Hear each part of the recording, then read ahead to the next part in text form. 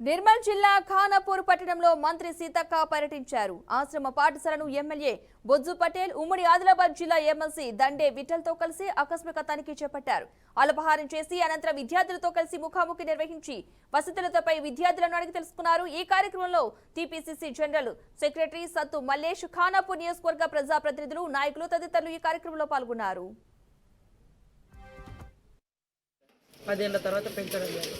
దాన్ని దృష్టిలో పెట్టుకొని మేము పెంచింది కూడా మీరు రీచ్ కాకుండా డబ్బులు ఎవరికి పోతాయి, దళారీలకు పోతాయి, లేదా ఇంకెవరైనా మరి అవినీతి అధికారులు ఉంటే వాళ్ళ జోబులో పోతాయి. కానీ ఇది పిల్లలకు చేరాలనేది ముఖ్యమంత్రి గారి సంకల్పం, మా అందరి ఆలోచన. మేమందరూ కూడా హాస్టల్ లైఫ్ నుంచి వచ్చిన వాళ్ళం కాబట్టి మన పిల్లలు కూడా బాగా అంటే మంచిగా తింటేనే వాళ్ళ మైండ్ కూడా పనిచేస్తుంది, వాళ్ళ హెల్త్గా ఉండగలుగుతారు. అది గుర్తుపెట్టుకొని పనిచేయండి.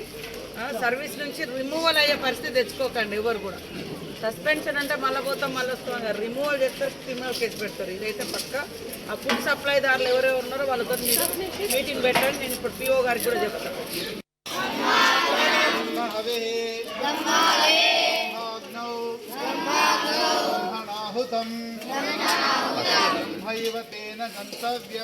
వీర్యం కరవావహై తేజస్వి నామదీతమస్తు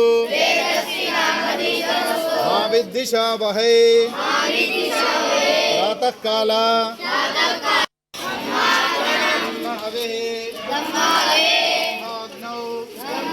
బ్రహ్మణాహుతం బ్రహ్మైవ తేన గంతవ్యం. వీర్యం కరవావహై తేజస్వి